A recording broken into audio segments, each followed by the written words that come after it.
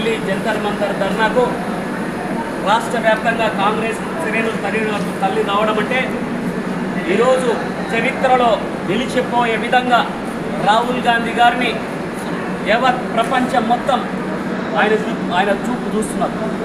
వారి నిర్ణయాల వల్ల ఈరోజు దేశంలో దేశ ప్రతిష్టతో పాటు బీసీలలో కూడా ఒక బలమైన వాదం ఈరోజు వినిపిస్తుంది. అంటే రాహుల్ గాంధీ గారి నిర్ణయం పట్ల బీసీలు హర్షం వ్యక్తం చేస్తున్నారు.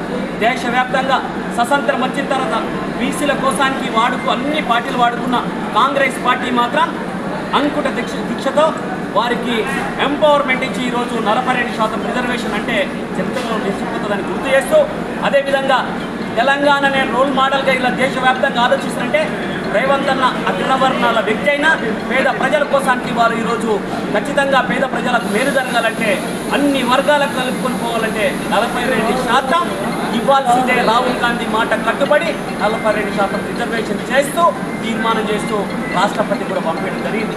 అదేవిధంగా అన్ని పార్టీలు ఈరోజు వాళ్ళు ప్రజలను మోసం చేయడానికి, ప్రజలను మభ్యపెట్టడానికి, బీసీ ఓట్లు వేయడానికి పనికొచ్చింది తప్ప కానీ ఈరోజు ఏకైక పార్టీ కాంగ్రెస్ పార్టీ బీసీల పట్ల ఒక నిర్ణయం తీసుకొని ప్రజల్లోకి వెళ్ళి వారికి అన్ని విధాలుగా చెప్పి వారి పిల్లలు చదువుకోవడానికి అయితేనేమి, వాళ్ళ ఎంప్లాయ్మెంట్ అయితేనేమి, చట్టసభలు అయితేనేమి అన్ని రకాలుగా ఆదుకున్న పార్టీ కాంగ్రెస్ పార్టీ.